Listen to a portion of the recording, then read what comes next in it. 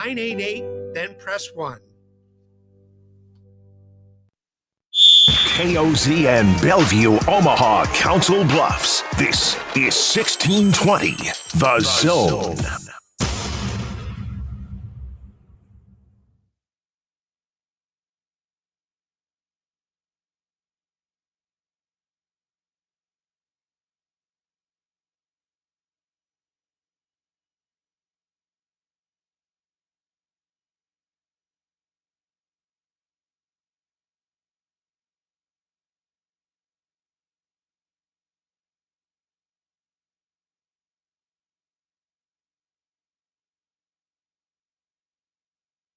53-yard field goal attempt for Stevens, the junior from Georgia.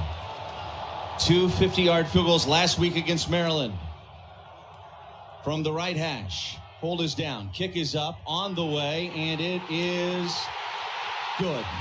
As time expires, Drew Stevens makes a 53-yard field goal, and the Hawkeyes have broken the Huskers' hearts yet again. Obviously, wasted a great opportunity to get a win. Great defensive effort for most of the day. Opportunities on offense, very similar to last year and probably years previous. Found a way to lose the game at the end. So unbelievably disappointing.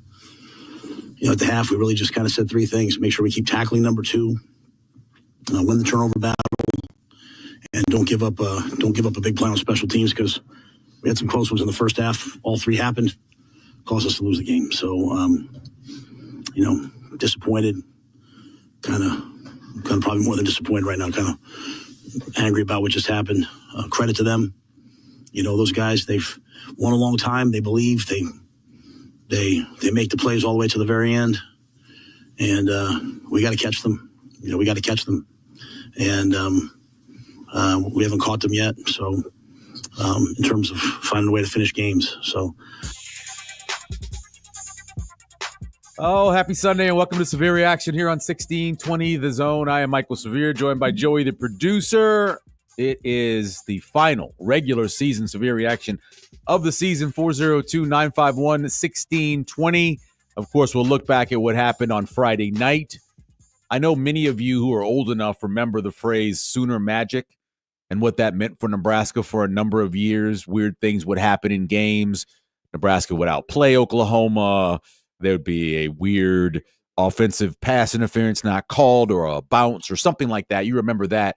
I don't quite know if this is Kinnick magic or Hawkeye magic or whatever else, but there have been a lot of these losses over the years. And I've been at almost all of them, the ones involving Iowa.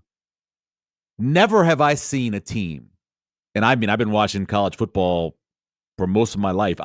I lived on the campus of Penn State late in my dad's life at the end of the 70s. Saw some really good football teams losing national championships. And after that, I've been to many college games. I've been to lots of Sugar Bowls. I've watched LSU in some big games. I've watched lower level. I went to Sam Houston State. I called probably 30 games while I was there. Seen a lot of college football. I cannot remember a time. And I even go back to the Michigan State game under Scott Frost, where Michigan State didn't gain a yard the entire second half, but somehow managed to win the game on the punt return. But I cannot remember a team being as inept as Iowa was offensively and still somehow managing to win the game. You knew it was inept. You knew it was poor offense as you're watching it. Game ends, you grab the final sheet for the stats, and you realize they had 5 first downs? That's it? That's just amazing. They went 0 for 10? Crazy. On third down? Joey, here's the number that'll blow your mind. I'm gonna give you a little quiz. Okay. All right? Here's a little quiz. So you can be a part of the show. Let me give you a quiz. Average yards gained for Iowa on third down. Now remember, they were 0 for 10. I will tell you, on average, they had 6.5 yards to go to get a first down. How many yards did they gain on average on third down? I would have to say it was under 2 on average. Joey, it's 0.4. 0.4. If you'd have said under 5, if you'd have said under 4 or under 3, or like you said, under 2, you couldn't get close enough. It's under 0.5 is what it is. And somehow Nebraska lost this game. That's just crazy. One of the crazier things about it, one of the stats at the end of the Indiana-Purdue blowout was how many first downs you think Purdue had in that game against Indiana? I would think 5. 5. As well. Yeah, 5. And they were 0 for on third down. Wow. Yet, Indiana scored 66 points. Yeah. A little bit different. Totally different team they're playing. Yeah. Compared to Iowa. Yeah, I mean, Iowa just does this. You know, we were doing Big Red Wrap-Up this past week, and Sean Callahan was giving me a hard time because I picked Iowa. And I said, I'm not picking Iowa because I think Iowa's the better team. I'm not picking Iowa because I think Iowa's going to outplay Nebraska. I'm not picking Iowa because anything about Iowa on the field, there's just something about what they managed to do in whatever situation. They came into that game 20 of 23 in November since 2019. They just somehow managed to win this game. You go back and look. So you have Nebraska losing by a field goal to Iowa following a turnover. 2023, Parity, interception. Iowa makes the field goal, wins the game. 2021, Nebraska is driving to tie the game. They had a 21-9 lead over Iowa. Logan Smothers throws a pick. 2020, Nebraska trailing 26-20. Adrian Martinez is driving Nebraska down, sack, fumble.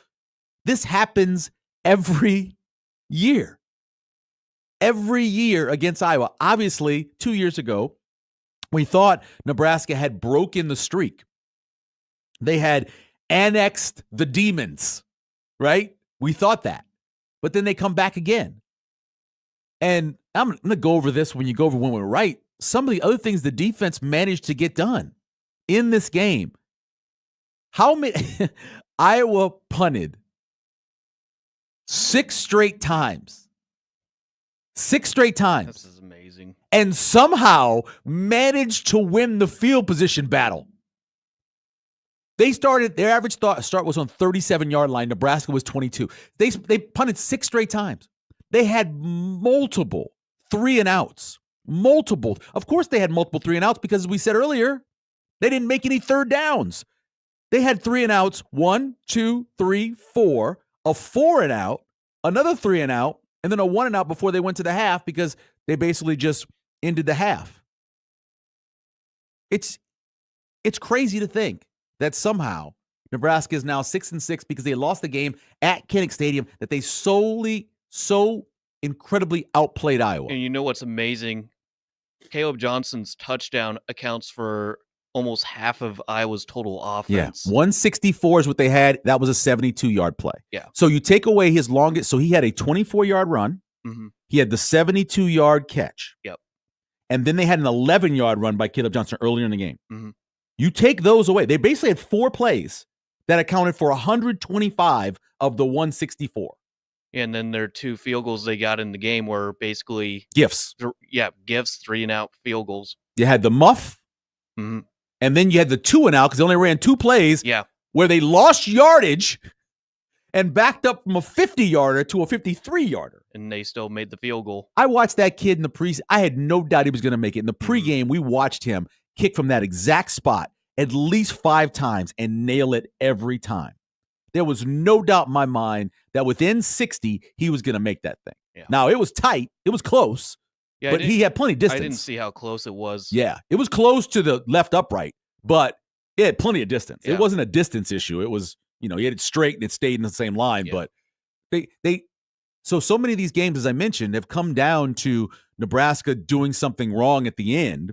And you can say that it's a takeaway. I like to say it was a giveaway, right? Mm-hmm. You have a right tackle who's been playing more games at Nebraska than any other player that's ever been on campus, who absolutely gets run around. They give up the sack. Now, I know that Dylan's got to protect the ball. He was protecting the ball in the pocket. It just hit right, hand came down, ball comes loose. You can't even see where the ball is. I don't think I've seen this either or heard this. So initially, can you play that highlight, by the way? Can you play the highlight of Dylan's fumble? Yeah, let So me pull the it up. highlight of Dylan's fumble, you will hear the official twice saying what the official call is before we get to the review. Play just the highlight. Raiola out of the shotgun. Snaps, fakes the handoff. Now pressure coming from the backside. He is sacked all the way back at the Huskers' 36-yard line. Max Llewellyn comes out of the pile with the football. The Hawkeyes are saying they came away with it. No indication from the officials. Clock is running. Down prior to the ball coming loose. There is 3 seconds, 2 seconds, That's the initial and the ruling clock on the has field. expired. Less than 20 seconds and the later. ruling on the field was that Raiola was down before the ball came out. Taking a look at the replay, I think that's right. And so if that is right, we should be headed to Previous overtime. play is under review. The ruling on the field is the ball was loose and recovered by the defense, first down. Okay, so that's so initially the official ruling, which means so much in replay. We've known that. We've learned that, right? Because whatever happens on the field, the majority of the time, if it's too tight, they don't overturn it. 20 seconds later, he says, oh no, and I'm sure this was about getting in his ear and saying, no, the ball was actually loose. I know you guys didn't see it, but on the replay, we see it. So he changes it to saying that the official call is that the ball was loose, that it was a fumble and recovered by the defense, which is completely different than the runner was down, right? It's completely different. But he changed it.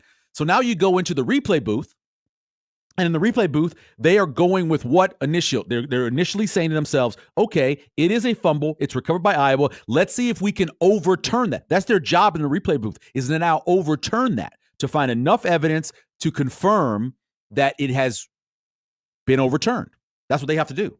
Because he changed, the officials changed what the official call was. I don't remember hearing that before or seeing that before, but that's what ended up happening. Iowa led the league, the Big Ten, in rushing coming into this game, over 200 yards a game. They had 49. And as I mentioned earlier, 25 of them, actually 34 of them, came on 2 runs.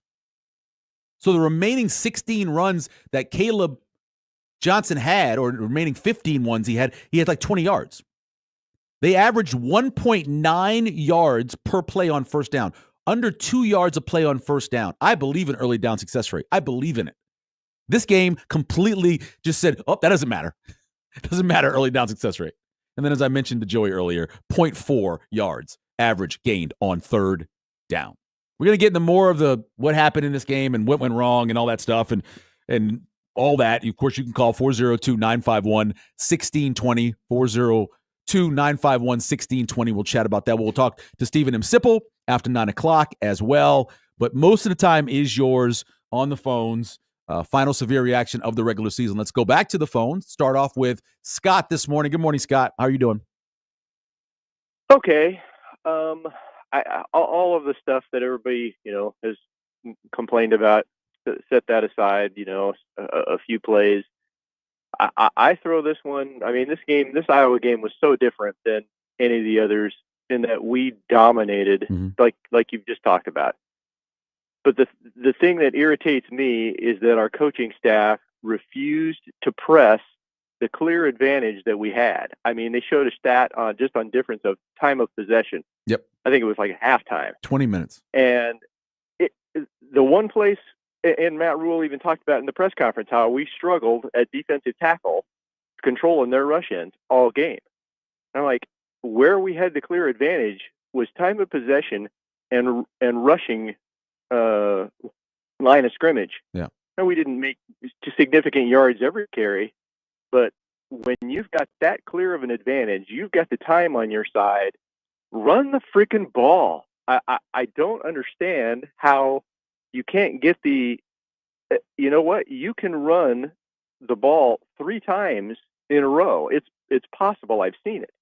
The other thing you can do is you could bring in a second running back, like a fullback, and run the ball. And you know what you can also do? You can throw a pass with 2 running backs in the offense. It's possible.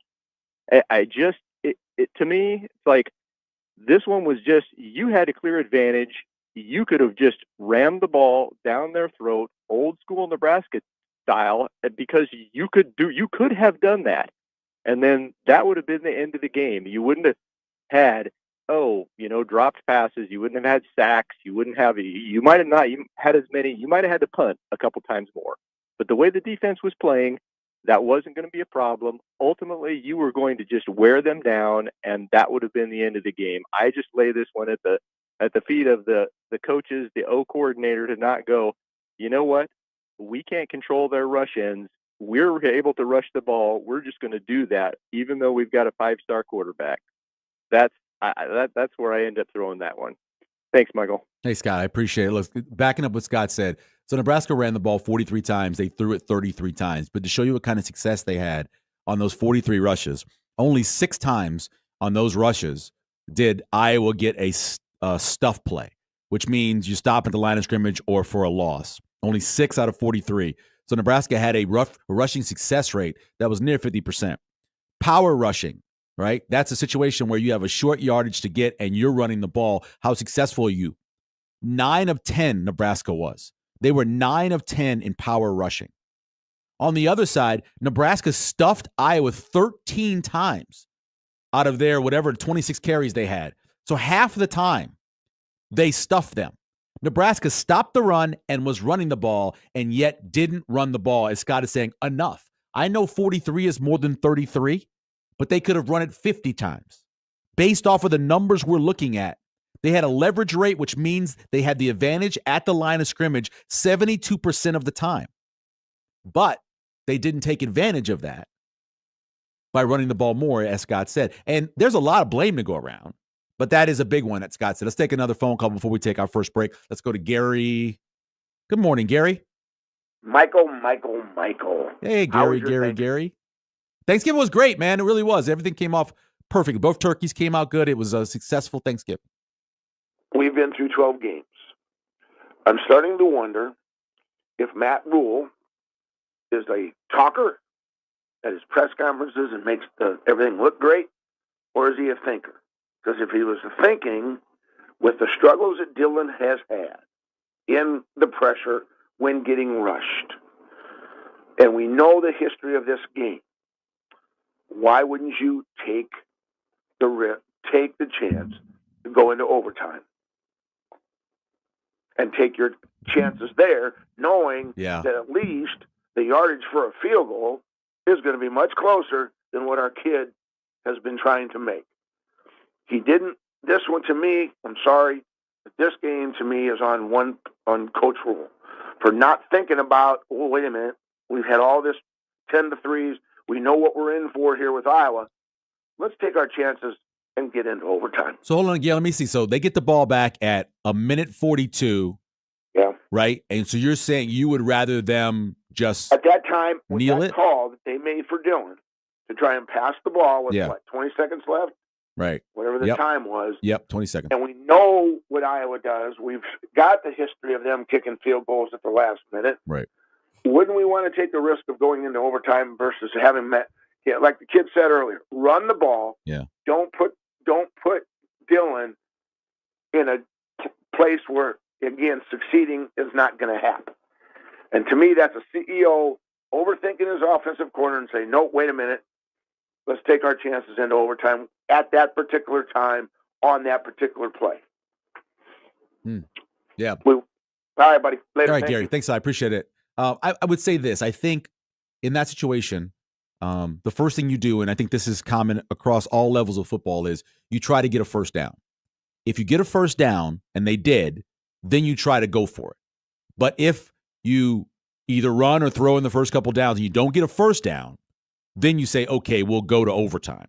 But as Coach Rule said multiple times in the postgame, you play to win, you don't avoid losing, right? And so they're trying to win the game. And the funny part about it is, and this is something Coach Rule said a bunch of times as well, is that he's actually more conservative. Holgorsen has helped him open up the offense a little bit more. You know, he's definitely more wide open, Holgorsen is. And so in that situation, that's probably Holgorsen wanting to say, let's go do this. We've been moving the ball well enough. We've got guys open. But once they got the first down, I think they thought to themselves, okay, let's go get this. But they did know that They were struggling on the edge. So I've always said this is such common sense. It drives me crazy that coaches have such hubris about what their offensive line is or what their team is, that even though they know they're getting beat on the edge, they don't help. You either line a tight end, make that your strong side, or you bring a back over there to help chip. If you know your 6-year offensive lineman is getting dominated, then help him. If you're not going to change him out, give him help. And he was by himself, and you saw what happened. Again, on that fumble, you see the ball come out, you don't see a clear recovery, but by the official changing what he said, it changes what the replay official is looking for. And I don't know why he did it. I know why he did it. Someone told him in his ear, hey, the ball was loose. You guys missed it. Now, that doesn't mean that Iowa recovered it before everything was dead, but they came out of the pile. And the guy who comes out of the pile, the majority of the time, they give them the benefit of the doubt that they got the fumble. We'll take a break. We'll come back. 402-951-1620. Of course, brought to you by Equitable Bank, where they take banking personally, and Nebraska Medicine, taking care of you from the beginning to the end. We love them over there. We'll get into what went right, what went wrong. We'll go back and look at some of the keys as well. And some of those numbers I said the first week of this that we were going to look at to determine what Nebraska needed to do offensively and defensively to be successful. We'll get into those as well and take your comments at 402-951-1620. Severe reaction back here on 1620.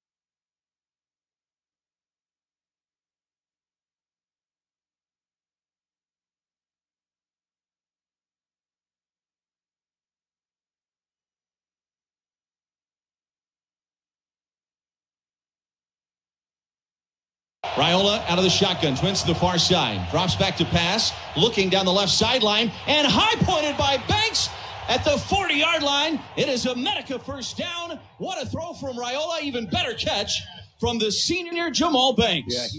Out of the pistol formation behind Raiola. They put Barney in motion, left to right to left. Now they give to Johnson, big hole up the middle, cuts back at the 45. He's at the 50, back to the 45-yard line, still driving his legs all the way down to the Hawkeye 41. Emmett Johnson picking right up where he left off last week. So a 31-yard field goal attempt from the right hash for Hole. Out of the hold of Buschini. Snap down, kick is up, and the kick is good. John Hole knocks it through, and Nebraska strikes first. Can't imagine being some of those seniors, and this just happening again against Iowa, right? Like last year, the way it ended.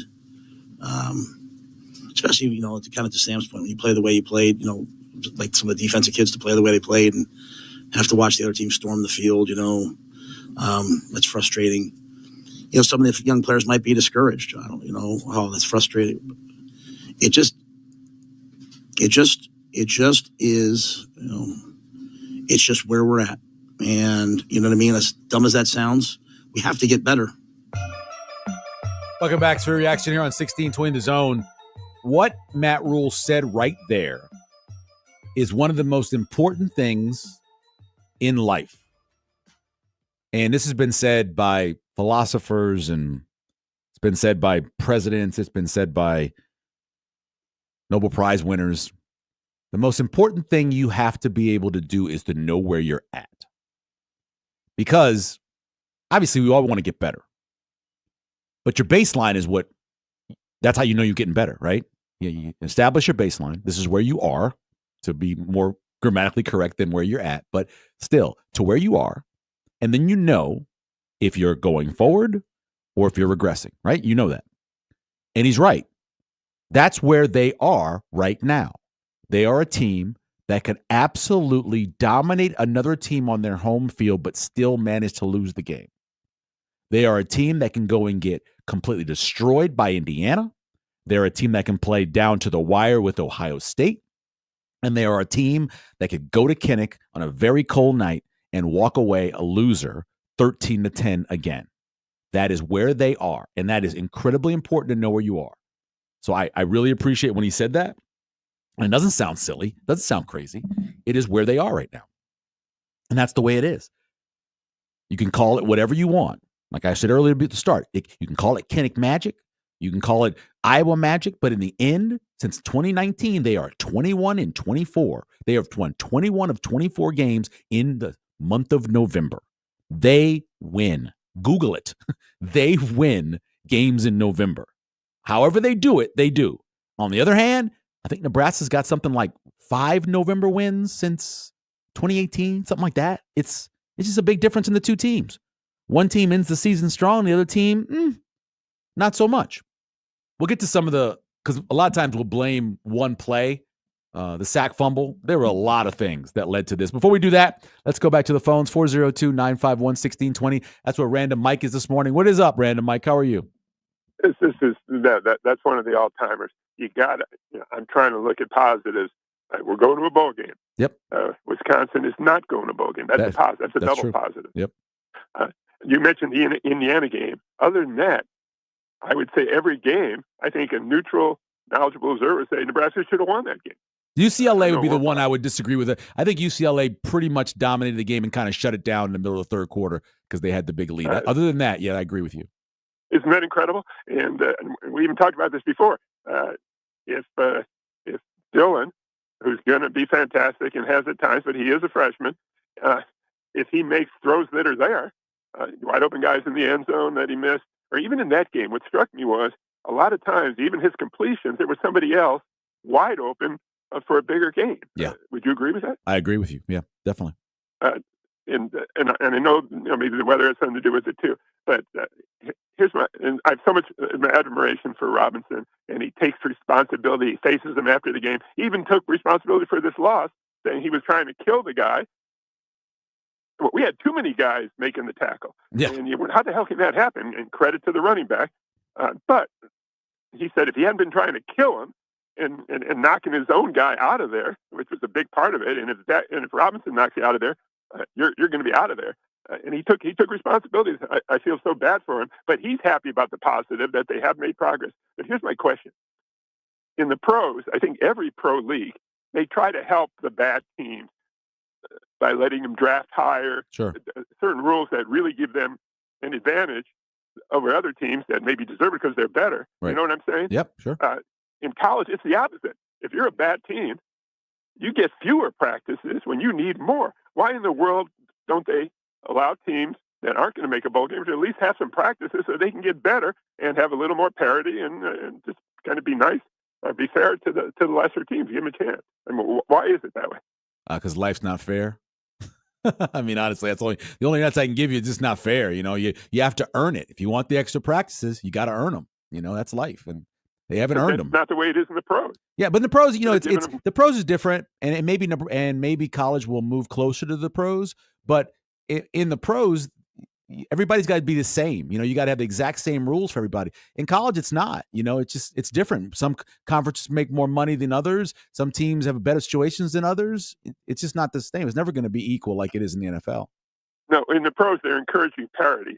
because it's in everybody's interest to not have a huge discrepancy. And look, when we were going to bowl games every year, I never gave any thought that, but that's kind of rough on the bad teams because we're getting more practices, and if anything, they need more practice just so they can, balance it out a little, have a little more parity.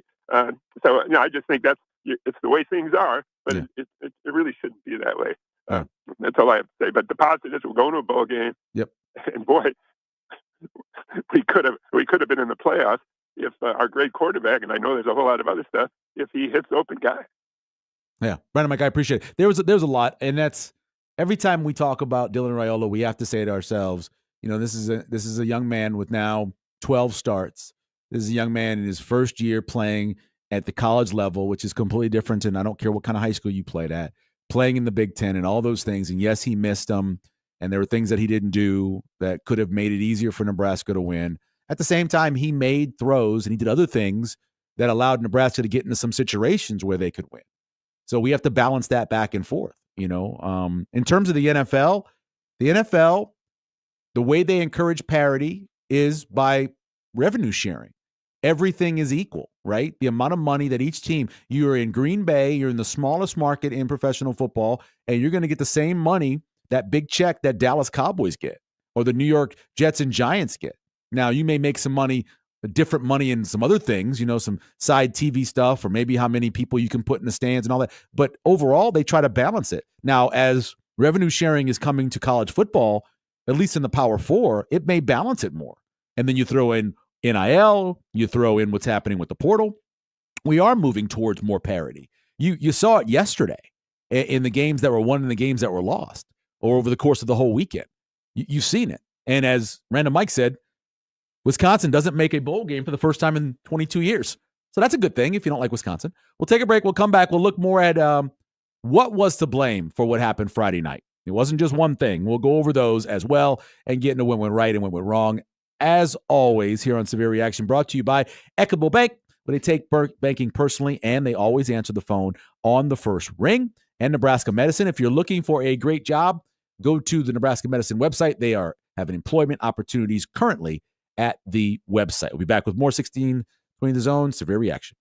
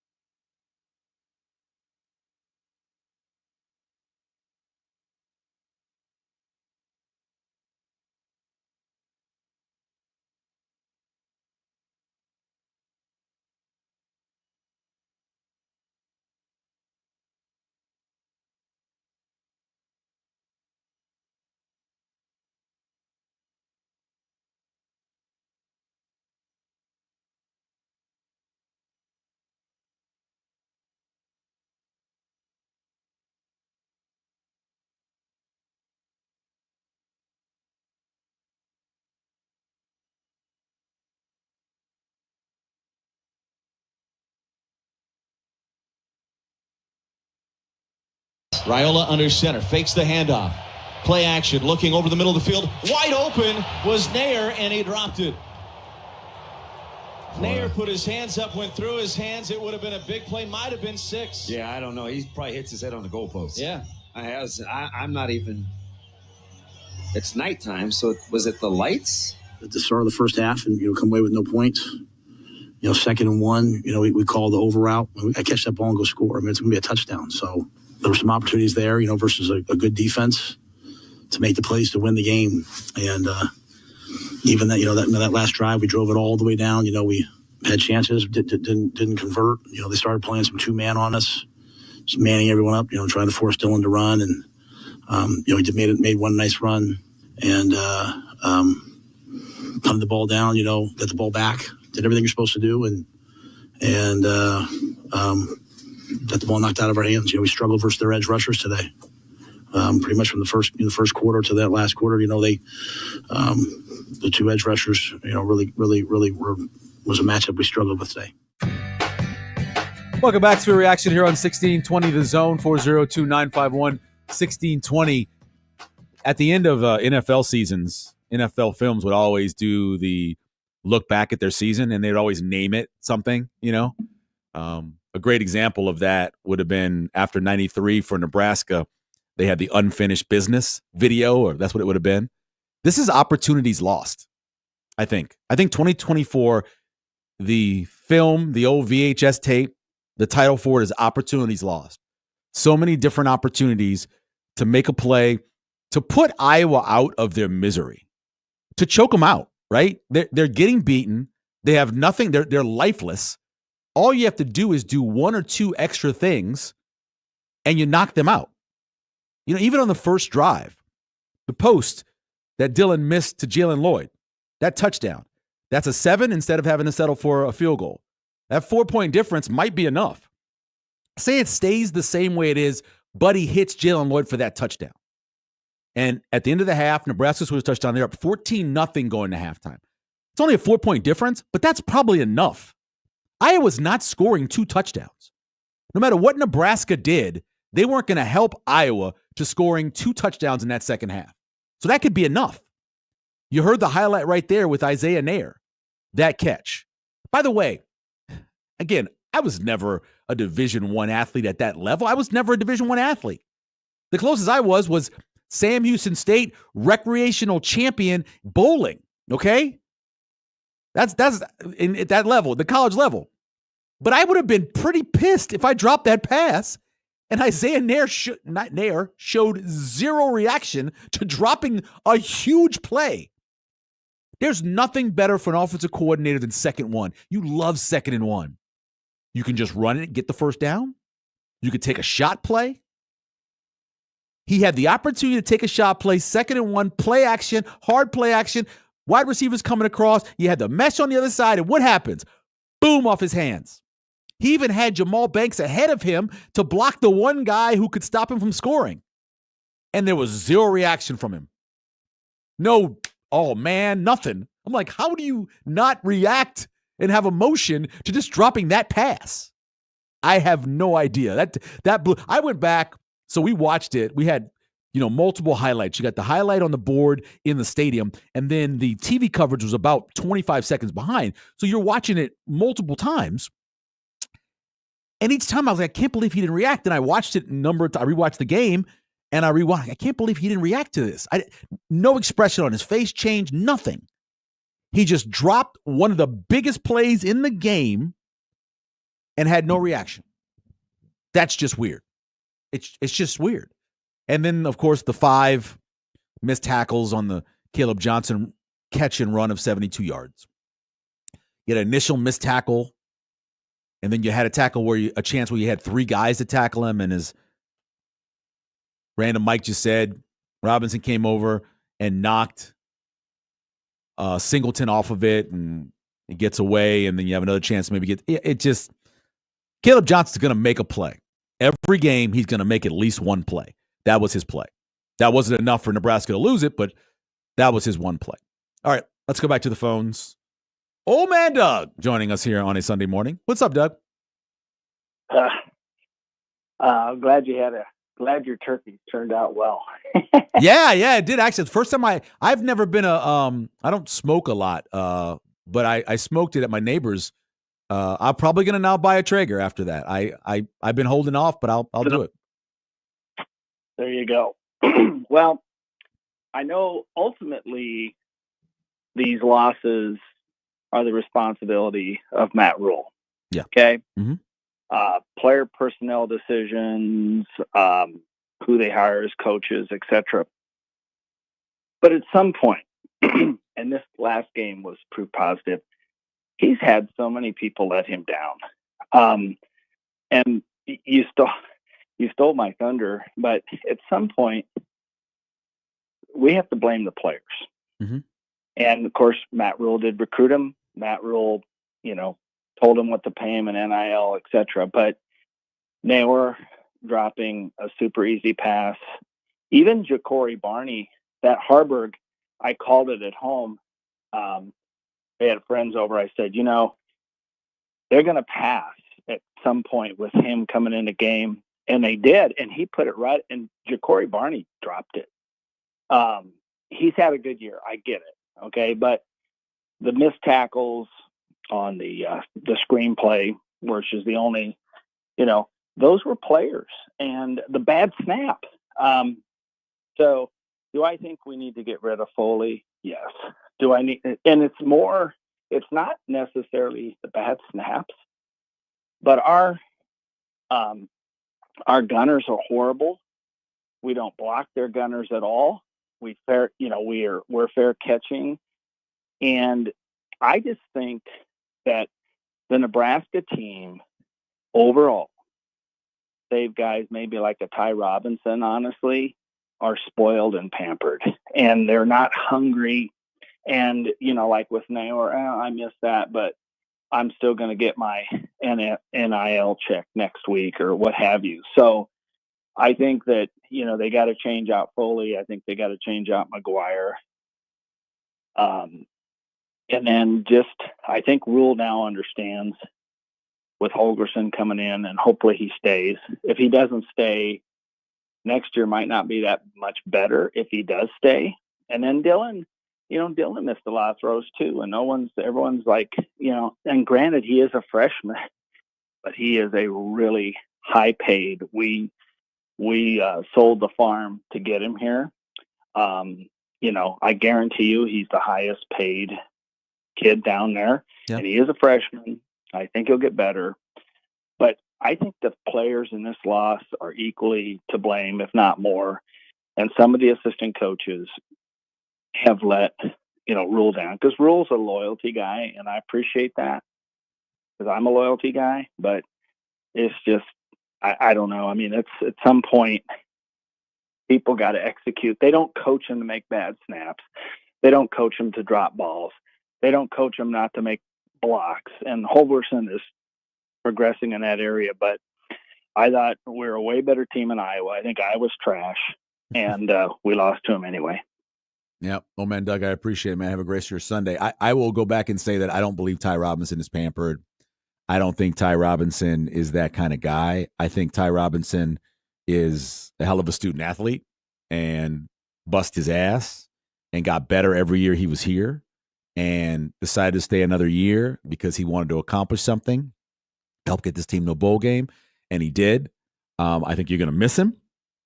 I think you're going to be more athletic, and I think overall, as the years go along, you'll be a better defensive line, but you're going to miss all those stuff tackles and all those stop tackles you get from a guy like Ty Robinson and Nash Hutmacher. I do not believe that he's pampered at all. I know those guys get a lot. They get a ton. But I think a lot of them earned it, and I think Ty Robinson earned it. And I would never say that Ty didn't, that he's just that kind of player. Let's go back to the phones. Go to Steve. Good morning, Steve. How are you? I'm good. I hope you had a good Thanksgiving. Sorry, I'm kind of sick here. So yeah, I just wanted to say, you think this is good for Dylan to kind of be humbled a little bit? I feel like he was kind of feeling himself for a while, with the whole Patrick Mahomes comparisons and stuff. So do you think this is something that might benefit him down the road? And also, do you think he should be putting more heat on his passes? Because we've been talking about layering the ball, a lot and all that stuff. But sometimes it's like he's he needs to get the ball there quicker, right? So the receiver has more, room to maneuver. Just wondering your thoughts on that.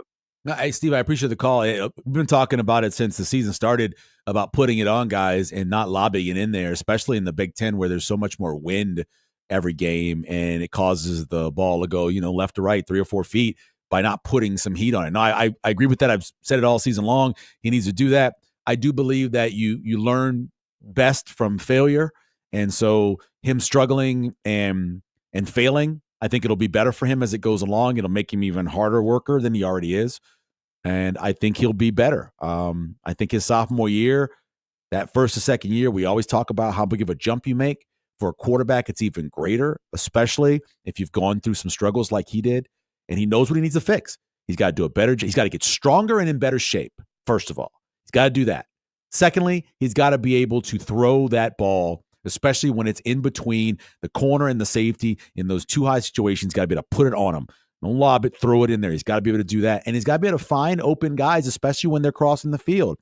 I don't know what the issue is with that, but yes, he misses that too often. He's got to do those 3 things. He does those 3 things. This is a 9-3 football team. They are, because those things lead to wins. We'll take a quick break. We'll come back. We'll get to young man Doug, and more of your calls at 402-951-1620. Of course, Severe Reaction brought to you by Equitable Bank. We take banking personally. And Nebraska Medicine. If you're looking for some employment, go to the website right now for Nebraska Medicine. They are looking for the right folks to take those jobs at Nebraska Medicine. You can do that online. We're back. More Severe Reaction here on 1620 Zone.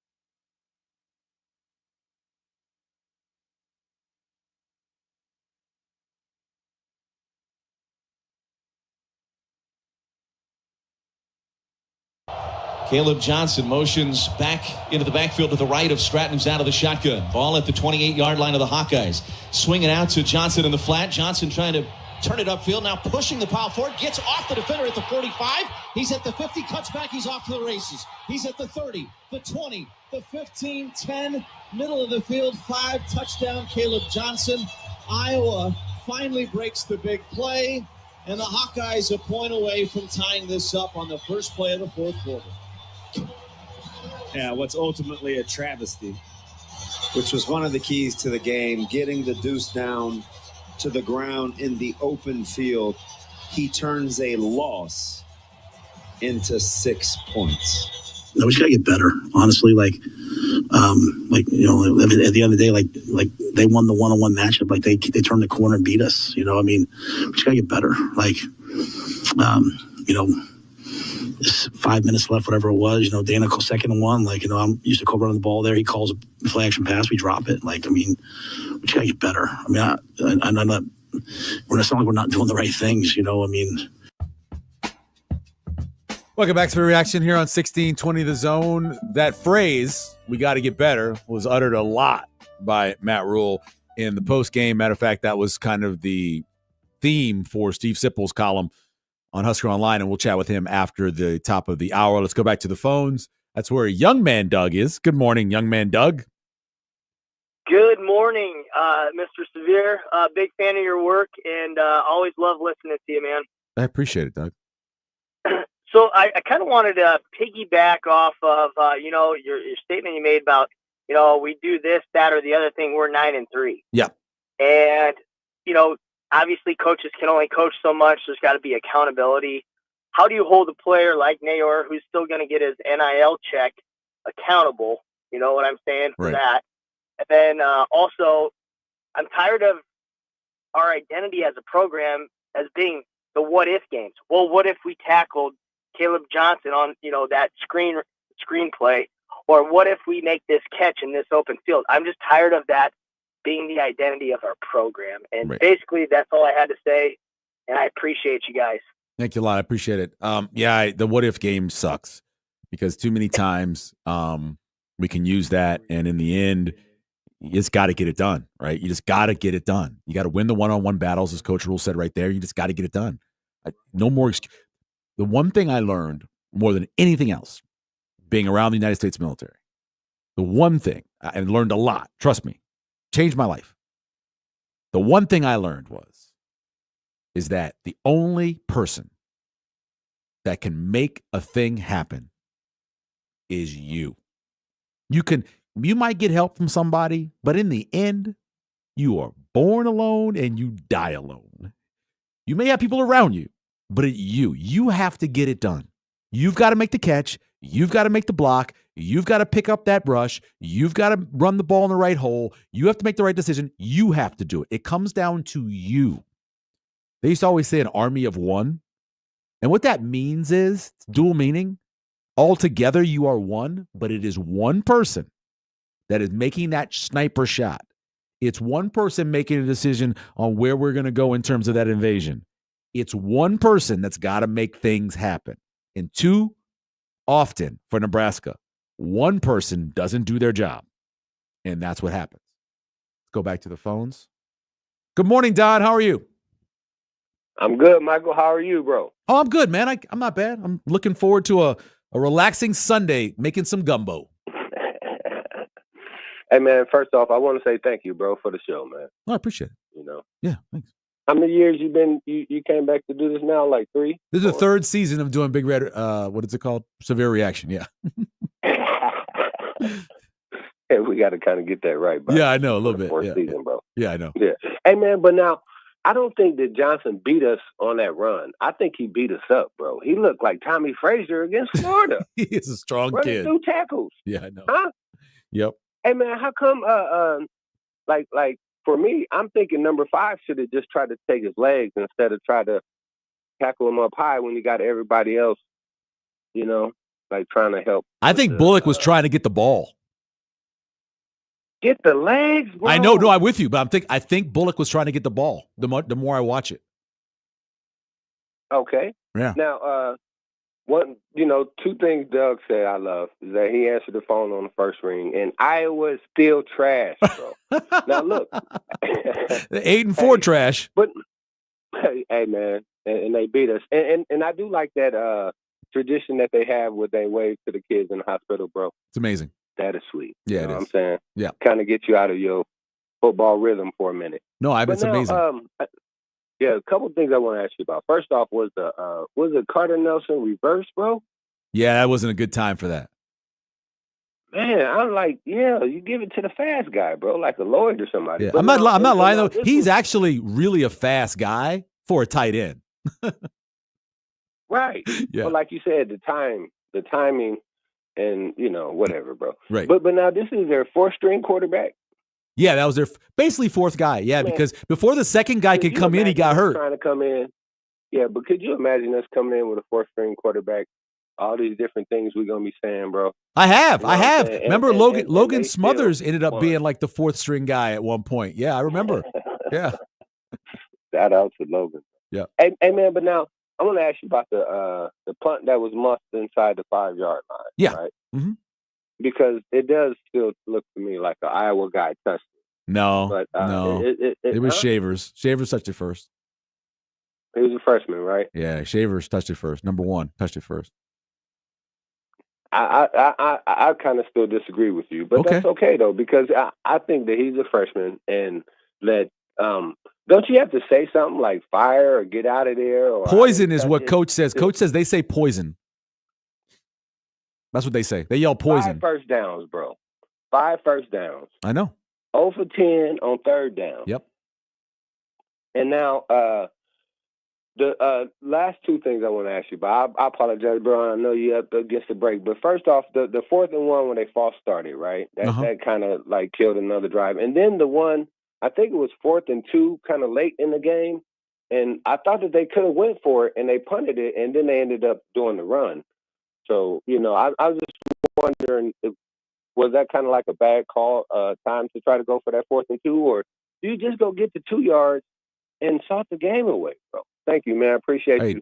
You too, Don. I thought going for it on 4th down in this game when Iowa couldn't move the ball was a great idea, but I know eventually you start trying to win the field position. We got to take another break because we're against the breaks. But when we come back, we'll have Steve Sipple. But Ryan and Ron, we'll try to get to you real quick when we come back before we get to Steve Sipple here on 1620 Zone.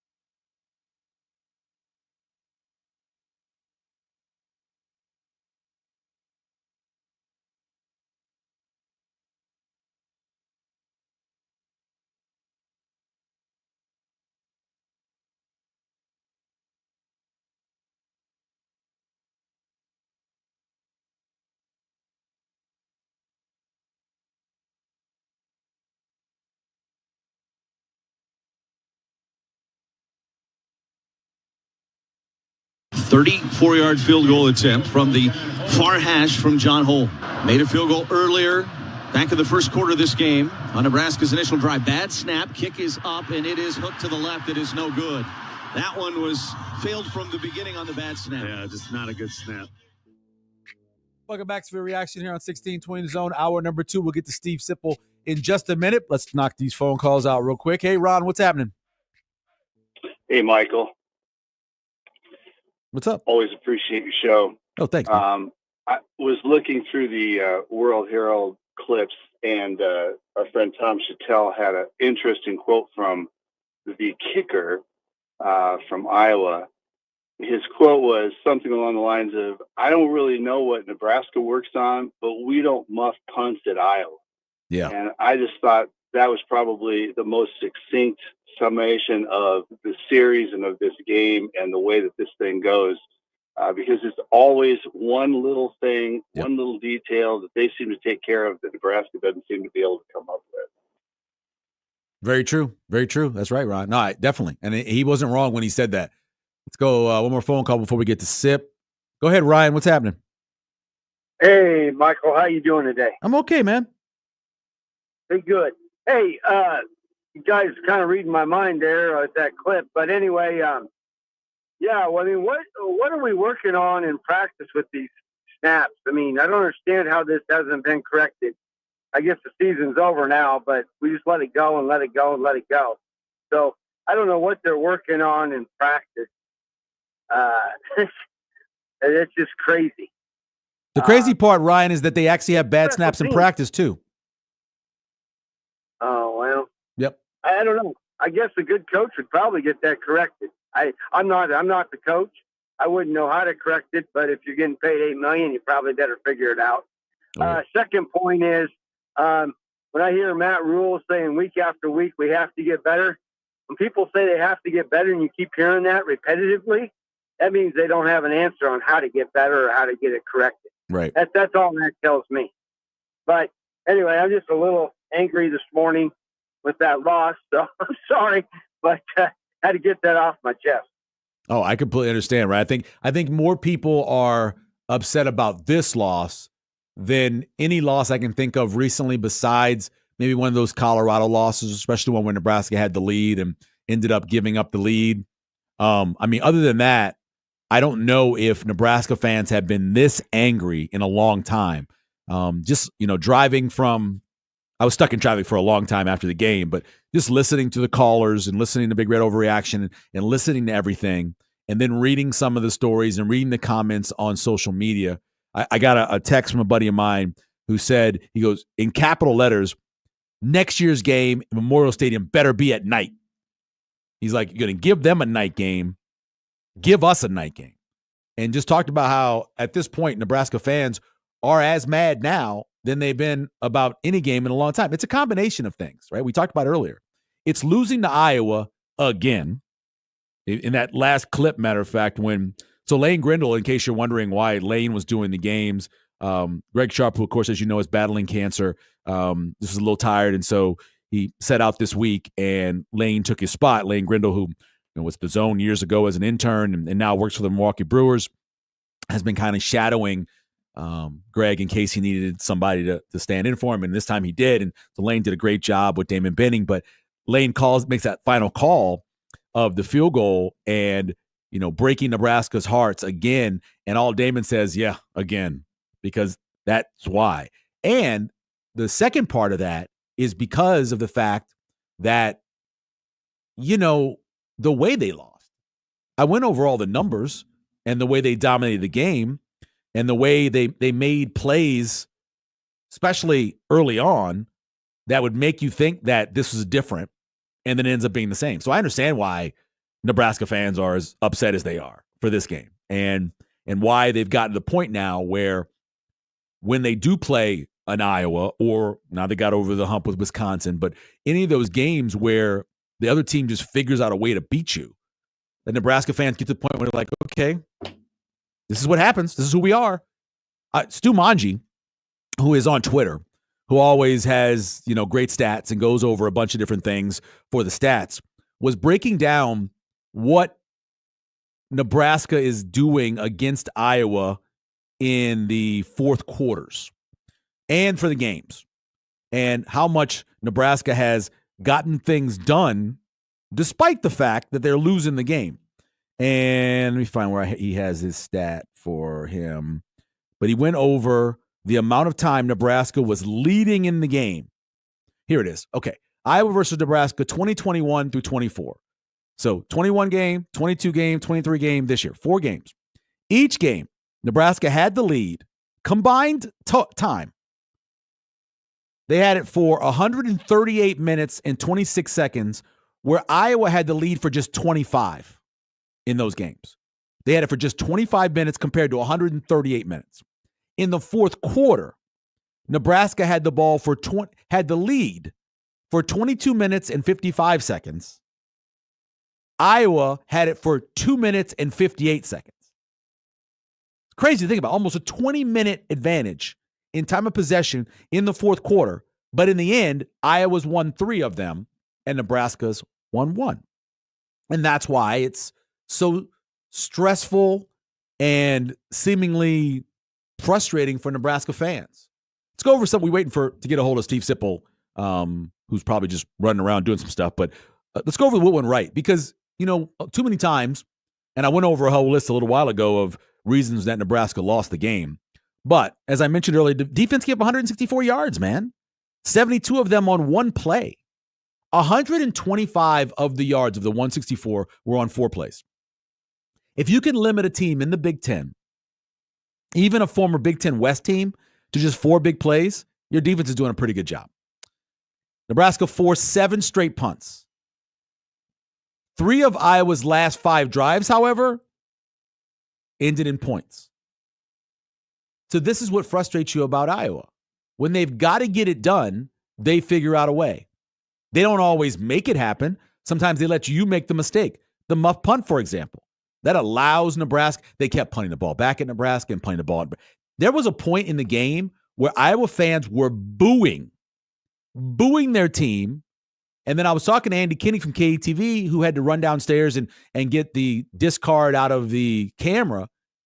He said fans were yelling about firing Ferentz, and he's got to go, and he's this, and calling him names, because they were so frustrated that they weren't going for it on 4th down and making plays. But in the end, all of that punting and all of that pinning Nebraska back led to the muff. It did. Nebraska had 9 tackles for loss, only had the 1 sack. Here's the question. With you got a quarterback, and I know they ran the ball a lot without success, Iowa did, but Nebraska only had 7 total pressures. That's not a lot. The average team has 11 or 12 in a game. Nebraska gave up 15 pressures in the game on Raiola. 15 of them. Nebraska forcing all those punts, forcing Iowa to just not have any time possession. It was almost like a double up on time possession by the end of the game. But in the end, it seemed like the team that had been on the field longer, at least the defense, actually looked better. They ended up making the big play despite being on the field longer. Iowa was just 8 of 15 passing, 115 yards, had 72 on the 1 play. I want to talk a little about the secondary, because last week we spent a lot of time on the secondary and not tackling or letting guys get open or having confusion back there. And I know that Iowa's not a very good passing team, but you got to give a little bit of props to Isaac Gifford in his last game, at least last regular season game with Nebraska, because he really struggled this year. He had the highest tackling grade on Friday night. Deshaun Singleton, who struggled a little bit too, he did have 2 missed tackles, but I thought he was really flying around and making some plays as well. I thought the secondary, despite obviously the 72-yard play to Caleb Johnson and missing tackles on that, I thought played better. It wasn't a team that passed a lot, but I have to give them a little bit of credit after saying what we said about them last week. And then number 3 went right is the run game. Emmett Johnson, you got Dowdell and Ramir. 35 carries, 142 yards. That's enough. That's enough to win a game. They also threw in 7 catches for 30 yards, but 94 yards, according to PFF, of those 142 yards came after contact. So not only was Nebraska getting holes open by their offensive line, they also were making guys miss and breaking tackles as they were going along. So you have guys who, and I was going over this list on Twitter, Dana Holgorsen comes in, and you knew there'd be certain players that it would be an uptick because of the change of offense. Emmett Johnson beyond anybody else. These 3 weeks, these last 2 weeks, Emmett Johnson fits perfectly, and backs like Emmett Johnson fit perfectly in what Dana Holgorsen wants to do. He's going to throw the ball to you. He's going to give you run opportunities by having motion and doing things to scheme the run game. Emmett Johnson took advantage of it. On top of that, Jamal Banks ended the season with 40 catches. 13 of them happened in the last 3 weeks. He had 68 targets for the season. 21 of them came in the last 3 weeks. And total, he had 501 yards, 148 of that came in the last 3 weeks. Jamal Banks took advantage of the change in offense. And then, of course, Dylan Raiola benefited from it. And then Nate Borkacher. I mean, we hadn't heard a lot from him. He had been in on some plays when they went 2 tights or 3 tights. All of a sudden, this guy is catching balls and he's more involved. Luke Lindenmeyer as well benefited from the change. So you're talking about guys. We'll take a break, and when we come back, we'll have Steve Sipple. We'll take a break here on Severe Reaction, brought to you by Equitable Bank. We take banking personally, and Nebraska Medicine. We're back here on Severe Reaction. We'll be back with Stephen M Sipple.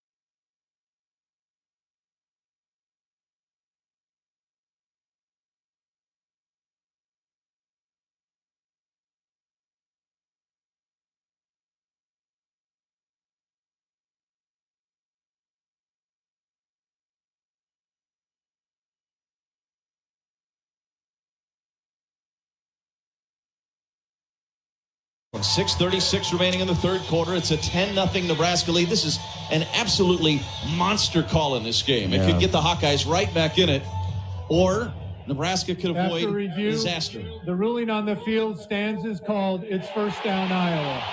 So that's huge. And it stands as called. So it'll be Hawkeyes first and goal from the 4-yard line of the Huskers. Welcome back to Sphere Reaction here on 1620 The Zone. We've trapped him down. Stephen M Sipple, Husker Online, the columnist and now podcaster, joining us here on Sphere Reaction. Good morning, Sip. Good morning. I had my phone on airplane mode for some reason. I remember the first time you told me that you do that, and I came home and I told my wife about that. I'm like, Sip puts his phone on airplane mode occasionally, and she's like, what about his wife? I'm like, I don't know about that. Anyway, let me ask you this. Because you are of the age, Sip, to remember Sooner Magic and all the things that happened over the years with Oklahoma to win games over Nebraska. Do you believe in Kinnick magic or Hawkeye magic after these games? Isn't that something? That's a great, what a reference. Just date ourselves right out of the gate. Yeah. No, I know. I don't. I'm not. I know it's not a. I know it's a rhetorical question. It is pretty amazing what we see. Yeah. What's more amazing to me is the real feel of impending doom. Yep. That you feel, even when Nebraska's leading 10-0. I started feeling like we were in a trap. We, like anybody like me who thought 10-0 was going to be enough. I started feeling this impending doom when Nebraska botched that snap and the 34-yard field goal went wide left, and you heard those kind of bloodthirsty "Let's Go Hawks" chants. Yep. Those "Let's Go Hawks" chants, that's bloodlust. I mean, it is really hardcore chant. It doesn't sound like you got to kind of be there to understand it. But when I started hearing that, I thought, oh boy, this has I don't know, Michael, if you felt it, there's just a certain feel you get that's like, this isn't going good now. Yeah, the muff punt. I mean, that was the first time I felt it. When the muff punt happened. After. Yeah, I Michael, said, that was right after the missed field goal. Yep. And I remember when the kid sitting next to me, I said, this is what they do. They wait for you to do something stupid. They wait for you to make a mistake, and then they capitalize on it. 100%. That's it. And it was happening. Now it was happening. Yeah, it was. And then the "Let's Go Hawks" chant got really loud after that. After Isaiah Garcia Castaneda ran up on that ball, that suddenly backed away, and there was confusion. And now the Hawkeyes get it to 4, and they only got a field goal, but still, you just thought, oh no, this is it. This is what's happening. It's happening again. Yep. In Nebraska wasn't, they weren't moving the ball as well. They would just have to hold on. But there was so much momentum. It seems like Iowa gets so much momentum in their home stadium. Oh, definitely. That's why they won so many November games and, of course, home games as well. Now, 21 of their last 24 games they've won in the month of November, which is crazy to think about. I got a bunch of questions that are, to Friday, but also big picture ones. And one of the big picture ones that I was thinking about was, because Coach Rule talks a lot about these seniors standing in the gap, and going through a lot and all of that. And obviously I don't want to run them out the door, but how do you think Nebraska will be better off getting the guys that have all the trauma kind of off the roster and going with the young guys who maybe don't quite know all the stuff that's happened bad over these last few years? I'm not of that mind, Michael. Okay. There's too many of those guys that are pretty good players. Like Ty Robinson. Do I think Nebraska will be better off without Ty Robinson and Nash Hutmacher? No, I really don't. Those guys are going to be losses. I don't know what they got. I mean, I do. I knew that. Van Poppel, and they got guys, but they're not what those guys are. Yep. Yeah, they might be pretty good. But no, I don't. There's certain cases, but I don't, Michael, I don't really subscribe to all the psychology. I think you've got to get better players. I don't think it's because that there's some kind of they have some kind of mental issue that prohibits them from closing games out. I think they got to get better players. You just see better players all day yesterday. There's just Xavier Watts, made a play in the end zone against USC and then took it all the way back at a key time. Better players is what gets you over the hump. General, it's not just that. I'd never say that. I'm never that guy. There's a lot that goes into getting over the hump, but I think there's more to it. Yeah, and I get it. I'm not all into the philosophy stuff. Look, so I read John Wooden's books. I've when we were coming up, we read those kind of books, and there is an attitude to winning, and the attitude to winning sometimes comes down to not losing. And if you've only lost, I often wonder how you flip that switch to becoming a winner. I don't know how it's done. It's difficult, and I've said it on your show before. But when you lose close, I guess when Nebraska loses close, it bears repeating. As a program grows, the growth process is such that the hardest hurdle toughest hurdle is the one where you go from losing close to winning close. Yeah. And we're seeing it. We're really seeing that. And so we're just having the conversation again. You don't want to forget that, you don't want to forget that they did make some minimal progress this year. They got that Wisconsin win, but God, this was, I call it sort of a horrifying loss. Yeah. You almost had to be there to say that. I don't know what it looked like on TV or sounded like on the radio, but it was kind of horrifying.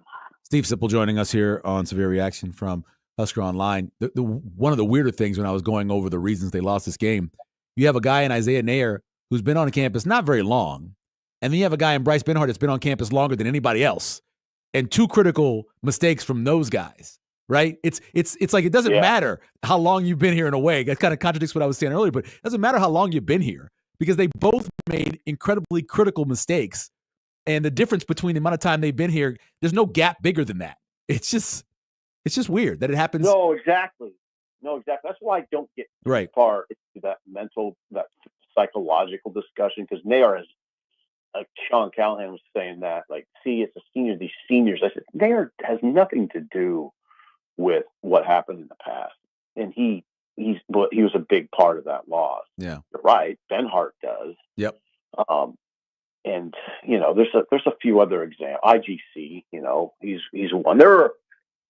I don't want to name all the culprits. I mean, Iowa had guys that did make plays too. They just happened to have a couple guys that did make the key plays, including the best player on the field. And that it'd be nice if Nebraska would have. How often does Nebraska have the best player on the field?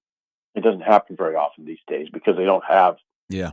They don't have a bona fide first team All Big Ten player. Although Ty has really Ty Robinson has become something of a force. Yeah. But anyway, yeah. There's those two plays were gigantic. Obviously, Benhart allowing the end to race around him in that situation is, I don't know what to say about it. And everybody knows about Nayor's. I mean, that's a huge play that didn't happen. Here's the problem, though, is that I was saying that if you were going to be a videotape for this season, it'd be called Opportunities Lost. That'd be the title for it because so many opportunities were lost. But that you're struggling on the outside against these guys. Coach Rule said it afterwards, and you don't have somebody over there chipping him in a critical time in the game. That's coaching, man. You have to know who you are and be able to coach to that. I agree. That's why, again, the mental, psychological part, there's been coaching deficiency this year. I mean, you can't. Now, Rule has been interesting, Michael, in the I'd say press conferences after games in the latter parts of the season. He's doing it more than I've ever heard a Nebraska coach do. You can do this during the NIL era, and that is to sort of say, look, the guys got to make plays. Yeah. They were put in the right positions. I'm paraphrasing. They have to make plays. He did that late in the press conference on Friday, where he said, everybody was told what to do. They were told what needed to happen, and they just didn't do it. We got to get better. He kind of put the onus on the players, which there was a time that almost seemed in college football or college sports where that almost seemed taboo. Right. It's not anymore. And nobody really pushes back when Rule does it. And I think it's because we're dealing with, in some cases, basically pros. I mean, Isaiah Nayor is not a kid. He is a man. He's in his early 20s. Benhart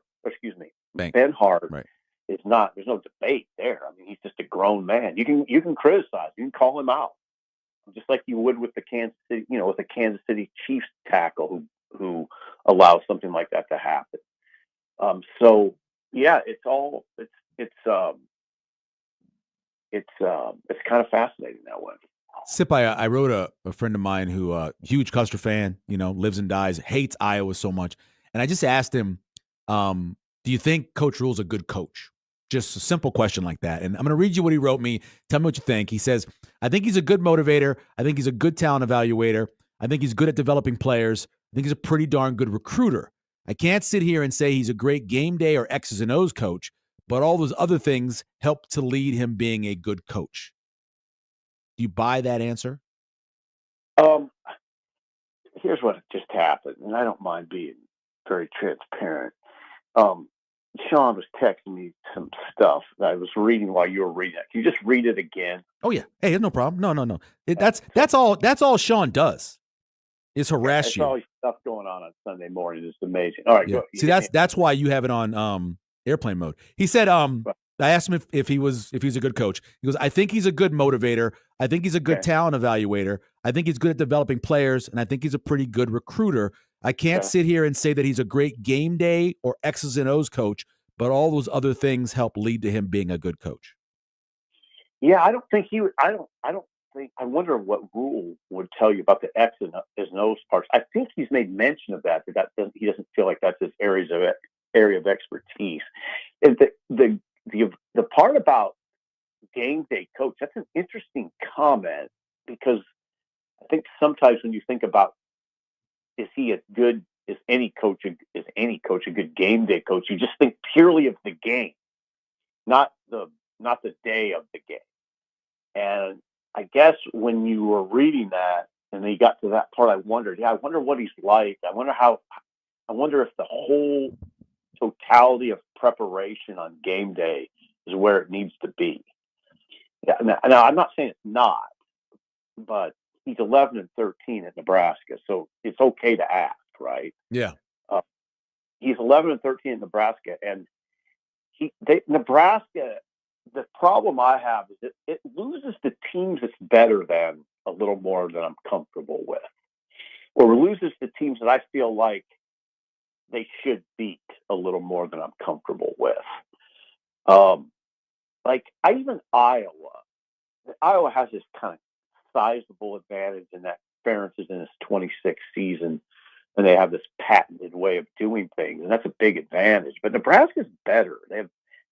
Michael, Nebraska's got better offensive talent, and I think they're better. I think Nebraska's arguably better on defense this year.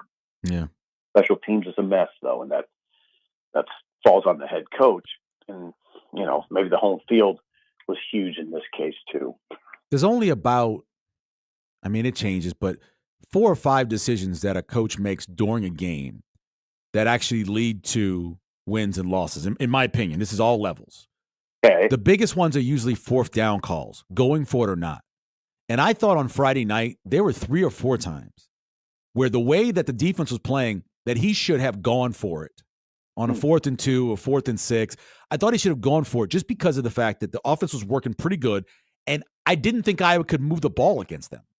So that bothers me, and I think part of what is happening is because they're losing, it's taken away a little bit of that aggressiveness for him. I think in years down the road, I think he'll be going for it on those. But this is when you have to go for it. This is when you have to choke out a team like Iowa. And he had the opportunity and just didn't take that opportunity, I thought, a few times. This is an interesting discussion. I think you're right. I think he's become a little less aggressive. Now, in his post-game speech, he talks about the need to be aggressive, that you can't, you have to take it. He'll talk about it. But there were some instances where he was conservative. I didn't necessarily disagree with him, though. That's where we're a little different here. I know what you're talking about. There were 2 or 3 times where I told Sean, sitting next to him, I'd punt. But I'm concerned. I'm different than probably you a little bit. I would be a conservative head coach. Now, here's the thing. Rule's 11-13 here. He has seen how rough it gets. And I just wonder if subconsciously even that would affect him a little bit as we're in this difficult period. Because it got tough for him from a criticism standpoint. This is this season, there's been criticism, but it was hardly ever directed at him. It was directed at other places, but now it's being directed at him more often. And coming from Carolina, where it was really hard on him, and he's talked about it publicly, I just wonder what kind of effect that has on him. Yeah, even the missed field goal was a 4th and 5. Okay. Yeah, and I don't know. Just for that reason, like when I was watching, I was thinking, okay, this is when you put them out. Because if you don't make it, I don't believe Iowa's going to drive back down the field on you. That was my thing in that game. Yeah, you have that trump card in this discussion. That Iowa's offense just didn't do much beyond the big play, the 72-yard play. We weren't able to do much. You're right about that. Yeah. Bowl games. What are you predicting? What do you think? In Music City Bowl, I know gets mentioned a lot. Duke's Mayo Bowl still gets mentioned a lot. What do you think? I just listened to Sean on this topic because he's the most plugged in on it. If anybody I know, and I asked him when we were coming into town last week. I mean, one of the last things I asked him was, "What are we doing? What do you think the bowl game is?" And he said, "I still think it's Nashville." Okay. He still thinks it's Nashville against Ole Miss or LSU or one of those SEC teams. Yeah, well, some SEC team. Yeah. I don't know. I mean, there's a potpourri of teams it could be, right? Right. And then what I challenged him on is Michigan won. Michigan, we thought, was bound for New York, the Pinstripe Bowl, but now Michigan's not playing. I doubt they would play in the Pinstripe Bowl now. They probably aren't they going there for their alumni though? Isn't that the reason they picked that bowl? Well, they would. That was the deal. But man, after you beat Ohio State, I think they would be in the Tampa discussion with Iowa and whoever else. Right. And maybe even a little higher, maybe a notch higher. I don't know. But I don't know. It got kind of jumbled yesterday. So I'm not personally ruling out New York, but I think it would be. I think it's one of four. I mean, I think the Music City Bowl there's a pretty good chance. I think you could fall all the way to Phoenix or New York, and then there's Charlotte there too. But god dang, I just don't know that anybody involved wants that to happen for Rule. Yeah, because now that they are 7-5, Michigan is. They're just one game behind Iowa, and you could take them over Iowa because it's a one-game difference. Could. Yeah, right. You could. Yeah. You certainly could. And then maybe they would still end up in the Pinstripe Bowl because the alumni, they have more alumni in New York City than there are in the state of Michigan. So Right. One last thing before I let you go. Based off of what you thought coming into the season and then watching the whole season, what grade would you give Dylan Raiola in his freshman year, his regular season? I was thinking about Dylan. You were at the stadium on Friday night. I was thinking about how tough it was. God, it's cold. Yeah. They're not getting those outside edge rushers are always coming. It's windy and it's loud. It is just no place for a freshman. And I just think that he weathered it all pretty well. I give him a good B, solid B. Yeah, a B. As a freshman, first time, that's a good grade. I think it's a good grade. B. Yeah, I agree with you. I mean, it's just so much. You have to take that into account. He was very good early, and I think you and probably a lot of people said, "Yeah, it just doesn't seem like he's a freshman." Well, then when you got into the Big Ten, there were times it did seem like he was a freshman, and those games are really hard. I mean, you're dealing with guys, you watch them, you're dealing with guys that are men. Yes. And he's not. I mean, he's still a kid. So I thought he handled himself well. He completed some great passes the other night. I'm not just grading him on that game. He played really well against Wisconsin. And I guess the basis of my grade is he handles himself well. He's a freshman. He did complete some balls that were really hard. He's got a lot of work to do, though. I mean, he found out that at this level, there's a lot of. I don't know if he understood fully what he was getting into. No better teacher than failure. So he's got a lot of it this year, and he'll have a chance to get better. So don't I know that? Yeah. Hey, Sip, I appreciate it, man. Thanks for coming on all season. It's been awesome. All right. God bless you. All right, Stephen M Sipple. We'll take a break. We'll come back. More your phone calls, 402-951-1620, brought to you by Equitable Bank. We take banking personally. I've always said seriously, too, because they're very serious. I know Old Man Doug's very serious. And also Nebraska Medicine. We're back here with more of your phone calls on 1620 The Zone.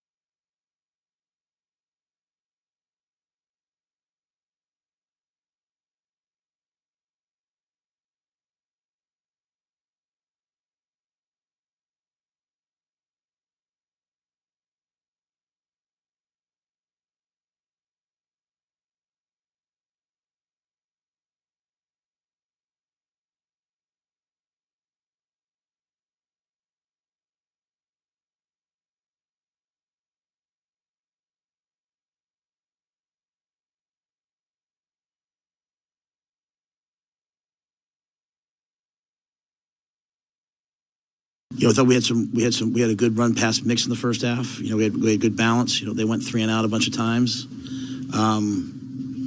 We had our opportunities. It's just Dana calls a play and a guy MAs this or makes a mistake there, and we're just close, but we're not making exactly the play. I thought the first drive coming out of the half was real progress for us, and we make that field goal. It's a little bit different of a game, right?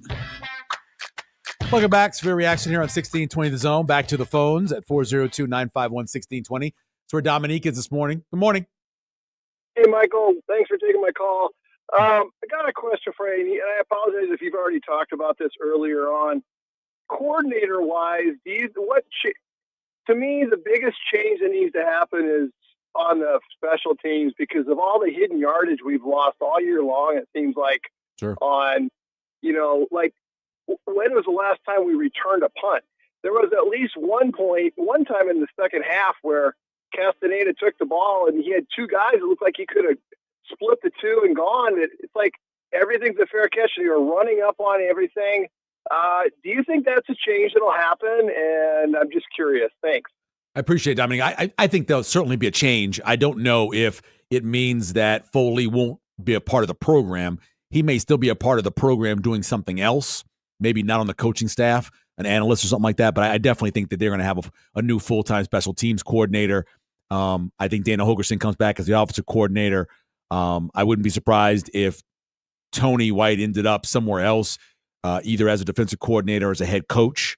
I think those are certain changes that are going to happen. And then once you hire Dana Holgorsen as your full-time offensive coordinator, you got to let him make his hires, right? You let him hire his quarterbacks coach. You let him hire whoever he wants to be at his wide receiver coach. You let him hire whoever's going to be his offensive line coach. I think he likes what the offensive line is doing, so I don't think that's an issue. And then maybe running backs coach. So I think all of those change if you hire Dana because Dana has to bring in his own guys. That's what I think is up happening. Back to the phone. Let's go to Jim. Good morning, Jim. Hey, good morning, Michael. I tell you what, this is a tough day to talk to you. Friday was really bad. The thing that I wanted to say is I think that where Rule is lacking is in game day management. Yeah. And that includes play calling. I mean, that what set Raiola up for that fumble was an attempted reverse to a tight end who has no business trying to run a reverse into the short side of the field. You need speed and you need to have it to the wide side of the field because prior to that play, we were making 6 or 7 yards running right at him, right up the middle with our eye back. And where they came up with that play, I have no idea. And the other thing that I wanted to say is here you have, you throw the ball deep, once in the first quarter and the guy's wide open. Yeah. And we never threw the ball deep again until we tried to hit Nair over the middle. And that should have been a touchdown. If you want to stop a defense from trying to cram up on you on the line, the only way to do that is to throw the ball deep, and we never did. Otherwise, I love your show and have a great day. Thanks, Jim. I appreciate it. There were a couple other deep throws. So you had the one deep throw from Heinrich Harburg where he threw the ball down the field when they finally went with bring the running quarterback in and make a throw. You had another one on the far sideline that Raiola tried to throw that was in the coverage. It probably was, it could have been maybe called a holding or something. But other than that, yeah, you're right. There weren't a lot of deep balls. A lot of the crossing routes were open. But the thing is, and I know somebody mentioned this, a caller did earlier, a lot of times you'll see Dylan make that throw underneath, but there's somebody open behind him. And you wonder if he's just trying to be safe and not try to take that chance. But there are guys that are open. There were a couple times, it was kind of driving me crazy you were watching the game. There was a couple times where Colt McCoy is saying, this is a coverage sack. And then they show the replay. You're like, no. You got Banks running out. He's wide open between the corner and the safety, right where he's supposed to throw it. On the other side, you got a dump off pass to Borkacher. On the right-hand side, it's a 6-yard pass. It's a first down. Like it's a coverage. It's not a coverage. There's guys that are open. He's just not making those throws all the way. That one ended up being, I believe he ran for like 5 yards and was a yard short. But he had throws to get the first down. That happens a lot. Too many times the commentator, I think, especially if he's a quarterback, defends the quarterback opposed to just saying what he sees. Back to the phones. Our third Doug of this morning. Good morning, Doug. Hey, Michael. Love your show. Thanks, man. Agree 100% with your buddy's text. on one of Rhule's deficiencies, which is game day coaching. The other thing is, I think college football has really evolved to be a lot like Major League Baseball. And what I mean by that is you've got kind of two major leagues. That's the Big Ten and the SEC, and then you've got your AAA schools, which is like the Big 12 and the ACC. And then you have AA, which is like the MAC or Mountain West and Sun Belt. But anyway, I guess what I mean by that is I think what Rhule did is he took what was successful for him in AA or maybe the single A and then AAA, right? He tried to apply it here. And some of that's hiring young, aggressive guys, up-and-comers, but they aren't quite ready for the big leagues. And I think that's the big challenge is with him not having a great staff, it kind of falls on him, and he's not making the right decisions on game day. And I'm hoping with Dana coming on board, he'll understand the value of bringing an absolute elite coordinator in, and he starts, moving people out like Doogie Howser and the running backs coach and all that. So I'll shut up and listen. But again, thanks for taking my call and look forward to your comments. All right. Thanks, Doug. I appreciate it. We'll actually take a break. When we come back, we'll talk more about that and get into the hiring process. But I agree with Porter, what you said. What it takes to win at Temple and what it took to win at Baylor certainly isn't what it necessarily takes to win at Nebraska. We'll talk more about that when we come back here on Severe Reaction on 1620 The Zone.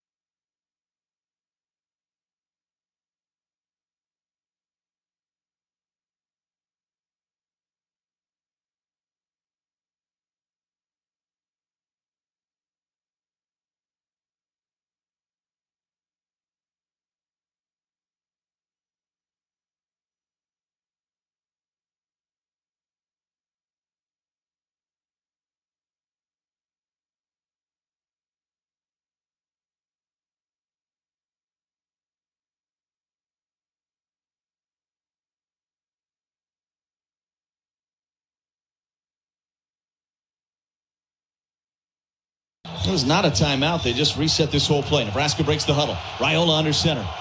Turns, hands off to Dowdell. Plunges into the end zone. Touchdown, Nebraska.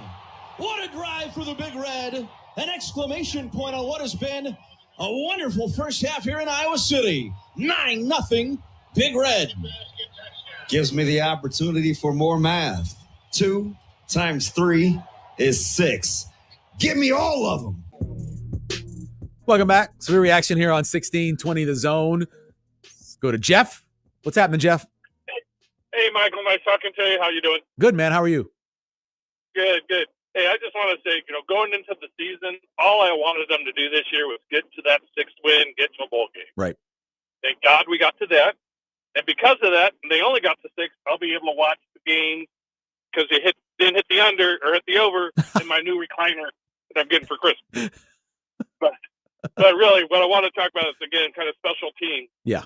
What I don't understand is if you're not going to return anything, why aren't you trying to block it every single time? Just leave one guy back to field it, because we're not blocking to try to get a return. Just go after it.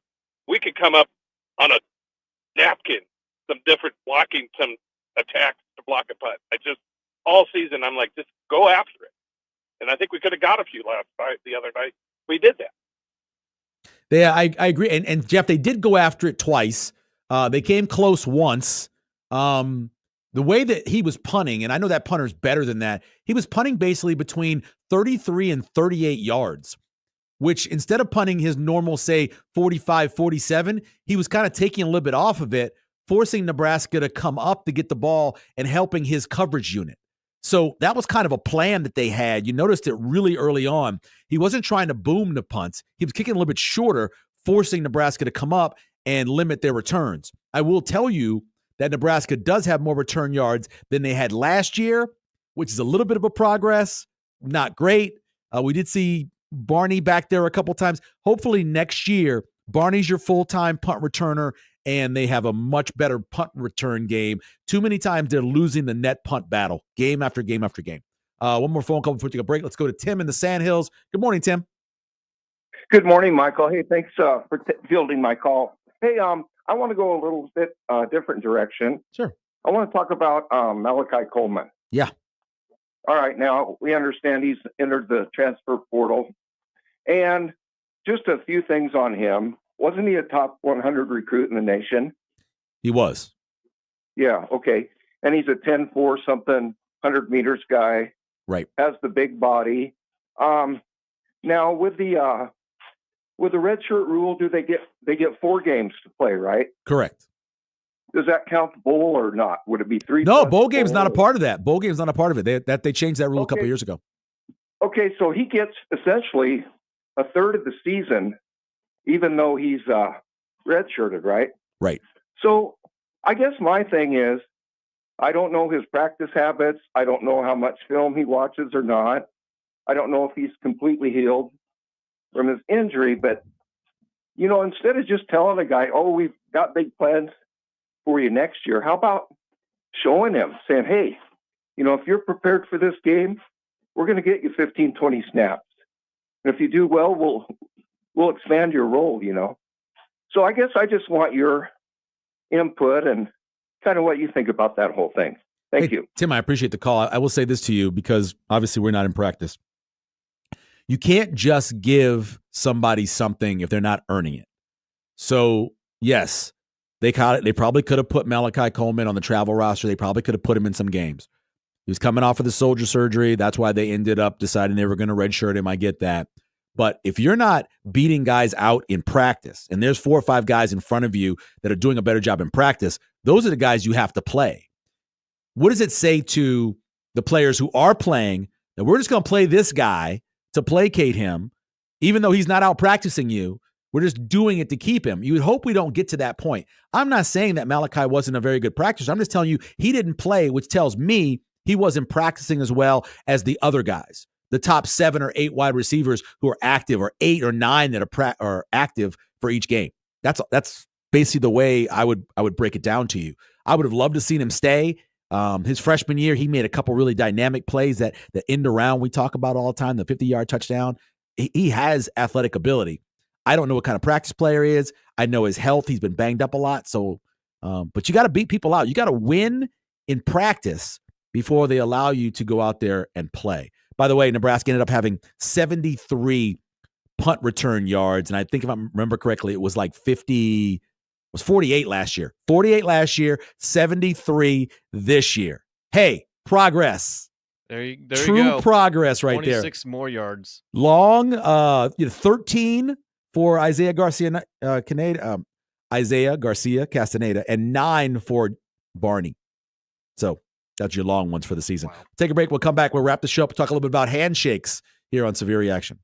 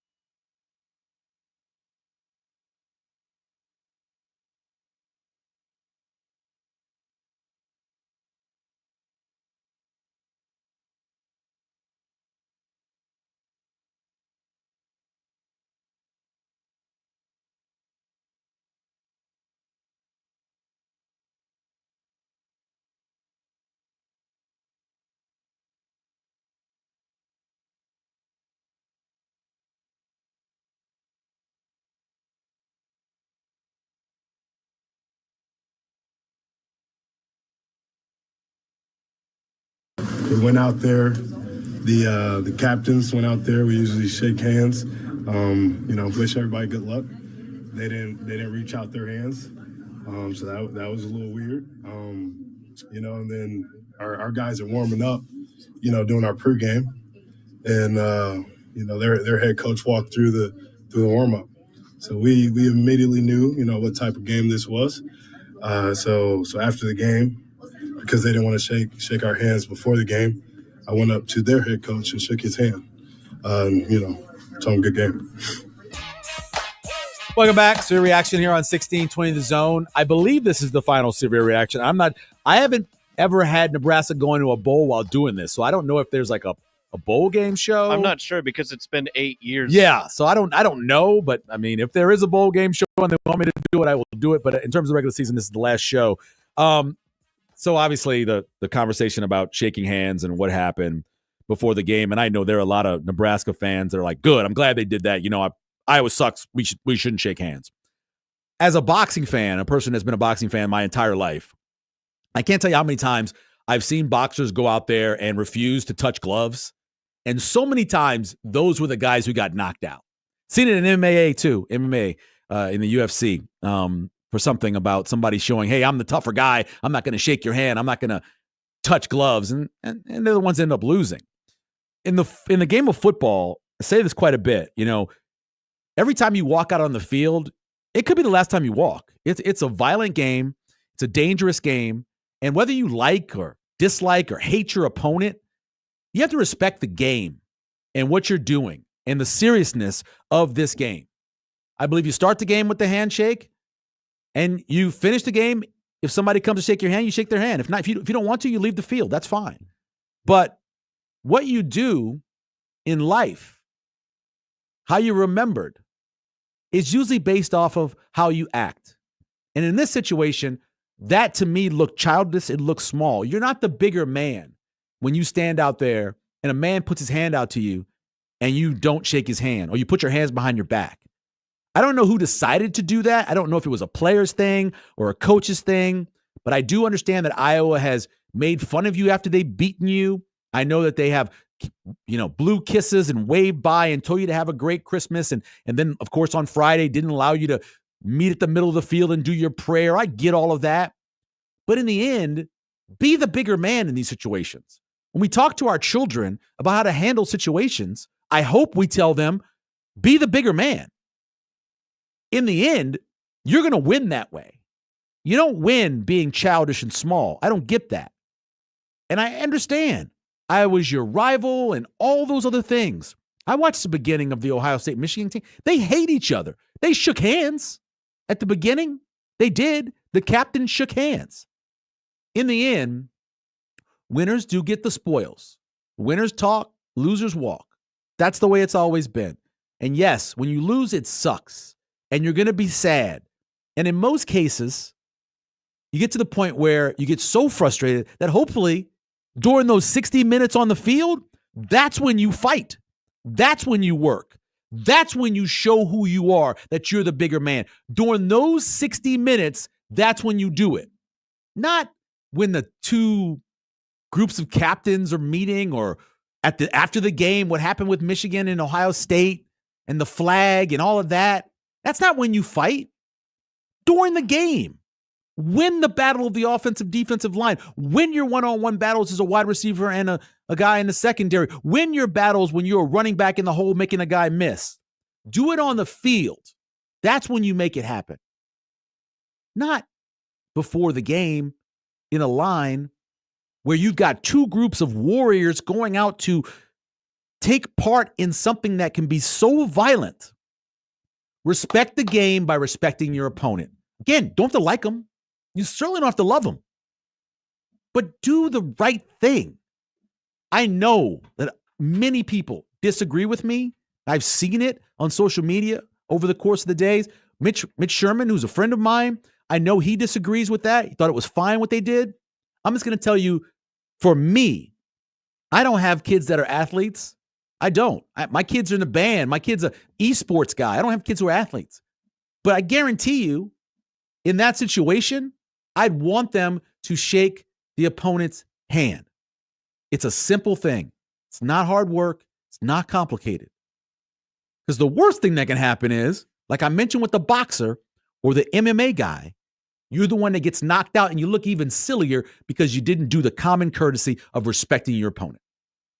And that's what happened. Nebraska loses the game. And then they can, not only do they get to talk, they get to bring that up. Now, the whole idea of Matt Rule making his lap on the field, he does it all the time. Every week. Coach Prime did the exact same thing. Makes the lap around the field. That's what they do. I watched the video. He didn't get in anybody's way. He even nodded at one of the players when he walked by him. That wasn't a big deal. Not a big deal. They exaggerated that. But the handshake thing is silly. Be the bigger man. Respect your opponent before you go out and play a violent game. Just my opinion. That's what I think about it. I think overall, Nebraska getting to a bowl game is a great accomplishment. I know it's only 6-6. I thought they'd get 8-4. I think they had every chance to get to 8-4. They didn't get there. They failed that. But now you go out, whoever you play in the bowl game, you win the bowl game. You have a winning season for the first time since 2016. And then in 2025, you're starting over again. You're starting over with a lot of younger players. You're losing a bunch of seniors. You get your second-year quarterback. You've got everything ahead of you. You change out your coaching staff. You do everything you need to do, and you get to that season 3 that throughout history, Matt Rule has had a lot of success in, season 3. And that's what's coming up, season 3. So, again, enjoy the bowl game. Hopefully Nebraska wins it. Hopefully it's a good place for you to travel. You get to go. Thank you to Joey for all season long, being on the show, Michael. Doing a great job, playing all the cuts and everything. But have a great off season. If they allow me to do one after the bowl game, I'll do it. If not, Severe Reaction will see you next season here on 1620 The Zone.